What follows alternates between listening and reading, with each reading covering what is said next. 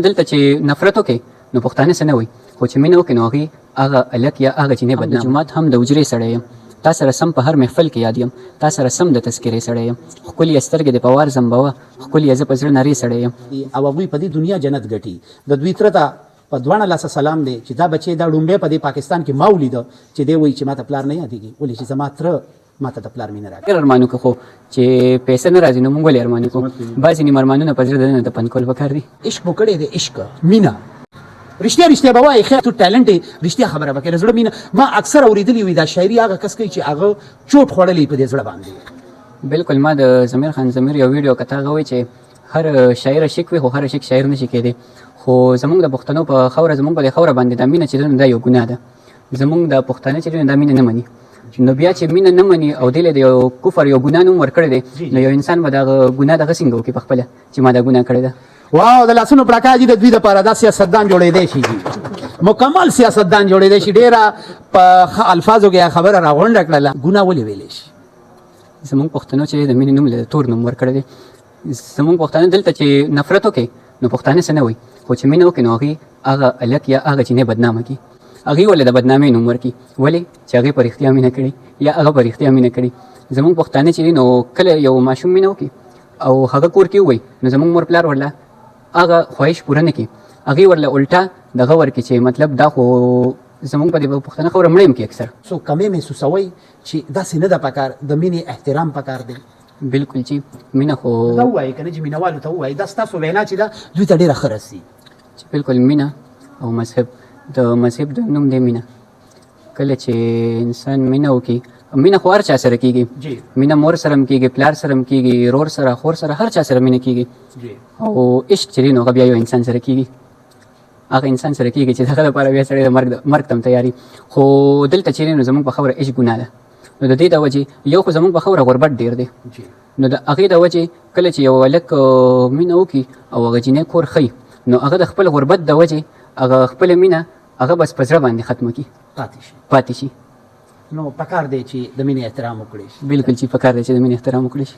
دا راته ووایي چې دې ته تاسو په څه نظر ګورئ چې د ایجوکیشن نه پراپر اویرنس نه دی یا غواړئ تاسو په دې حواله سره؟ ولې چې نبی پاک صلی الله علیه وسلم نه غټه هستي په دې دنیا نه ده راغلي او تاسو فرمایلی دي، تاسو اسانتیا ورکړي دي. نو بیا مونږ عباسین یوسفزۍ صاحب وایي د هغوی په باره کې ما اورېدلي وو، زما ورسره خپله ناسته وه، ګپ مې ورسره لګېدو، مشر دی یونیورسټي ده د شاعرۍ د ادب. هغوی خبره کوله وي یو کس ته لاړم او ما ورته وایي چې ته پښتون یې که مسلمان یې؟ نو اکثر وایي دا خلک وایي چې نه زه اول مسلمان یم بیا پښتون یم. ما ورته وایي چې نه ته دروغ وایي، ته مخکې پښتون او بیا مسلمان یې. نو هغه څنګه وایي؟ زه تا ته ثابتوم. وایي ته ما ته دا ووایه چې دلته ستا په نږدې چېرته جنازه وي ته هلته ځان نه رسې، او په سوات کې ستا یو رشتې دار وي ته هغه له ځان رسې. نو مسلماني خو ستا دا وایي چې ته دلته هم لاړ شه، نو ته دلته نه ځې سوات ته ځان رسې. ولې ته مسلماني نه منې او پښتونولي منې؟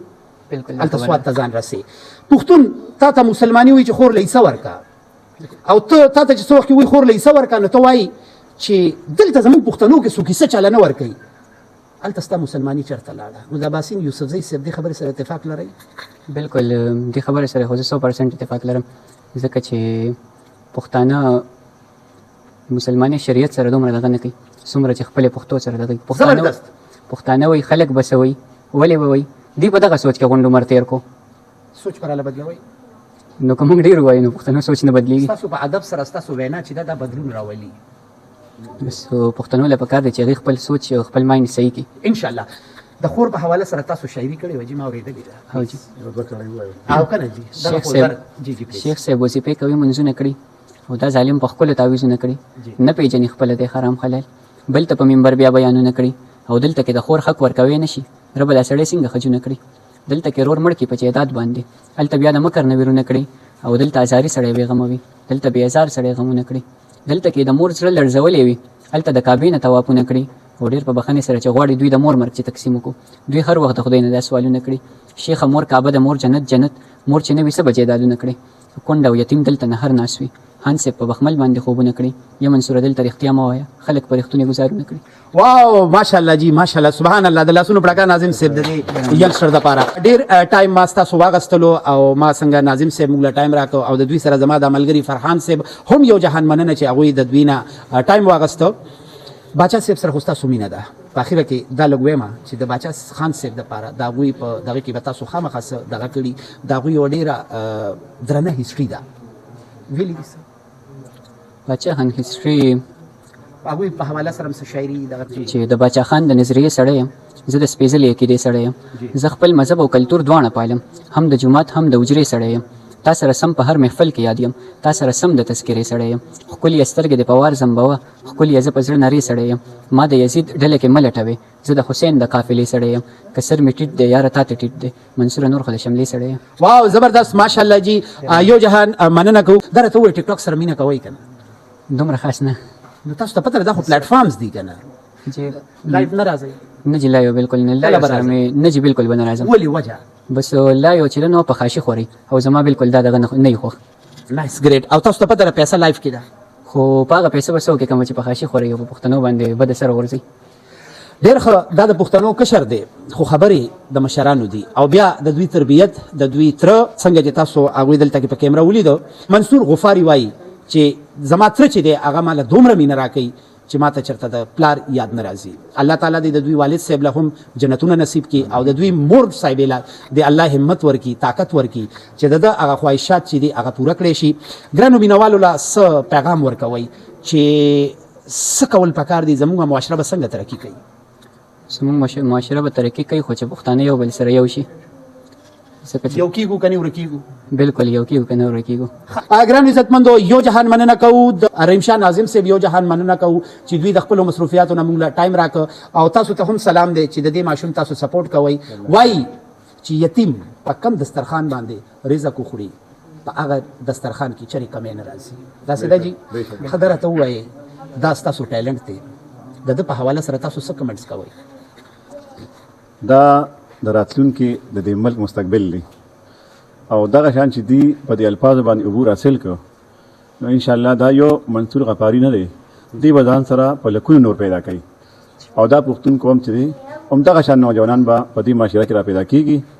او دا بیا راغونډوي او هغه نظریه او کم هغه جدوجہد چې د پښتون دی انشاءالله نو دا کاپي بیا روانېږي یو جهان مننه زموږ دا ویډیو څوک ګوري نو ستاسو ویډیوز فالو کوئ پلیز چې زما په ټیک ټاک باندې یو اکاونټ دی منصور غفاري زما داسې بل هیڅ قسم اکاونټ نشته او پیکس ډېر جوړ شوی دی او زما صرف یو اکاونټ دی منصور غفاري منصور غفاري پورا اکاونټ وایي کنه جی جی منصور غفاري پورا اکاونټ دی هیڅ ورسره نشته صرف منصور غفاري زبردست هغه یو دی او باقي چې دی هغه اپیک دی ټول فیک دی په یوټیوب باندې څه دي جی په یوټیوب باندې منصور غفاري دی صرف منصور غفاري مینوالو ته وایي چې تاسو دې فالو کړي او جی بالکل مینوال خو ما ډېره شکریه ادا کړه سر کوم چې مالې دومره مینه راکړه او خیر کې مرته چې تاسو ډېره مننه چې تاسو مالې دومره مینه راکړه دومره سپورټ هم په میډیا باندې راکو جهان مننه کوو چې تاسو موږ له خپل مصروفیاتو نه ټایم راکړو پښتون غږ دی مینوالو ته وایي چې تاسو ډېره مننه چې تاسو موږ لرالې په دومره مصروفیاتو کې او دا چې دا خلک چې دې زموږ نه مني کنه نو تاسو ورته وایي چې دوی دا چینل لایک هم کوي سبسکرایب هم کوي ولې چې دا پښتون غږ مطلب د پښتون आवाज دی چې بالکل د دې چینل چې دی نو لایک کې فالو کې او څنګه مینم چې مال راکړه داسې هم دیلم ورکې ګران عزتمندو یو ځل بیا ستاسو ډیره مننه د رحیم شاه ناظم صاحب او سپیشلی منصور غفاري صاحب او د دوی د ماما د دوی د کاکا او زمونږ د پښتنو د دې ټولو مشرانو دلته کې چې موجود دي تاسو ګورئ زمونږ پښتون غوږ نن دلته د راتګ مقصد هم دا و چې دا نوې ټیلنټ دی زمونږ د خیبر پښتونخوا نو د سره میلاو شو او تاسو نه دا خاص کومه چې دا یتیم دی خو یتیم نه دی ولې چې د کم چې خپل دی هغه مشران دي هغوی په دې دنیا جنت ګټي د دوی تره ته په دوانه لاسه سلام دی چې دا بچی دا ډومبه په دې پاکستان کې ما ولیده چې دی وایي چې ماته پلار نه یادېږي ولې چې زما تره ماته د پلار مینه راکوي ګران عزتمندو فرحات خان له د مردان نه اجازت راکوي په خپلو دعاګانو کې یاد ساتئ د الله په امان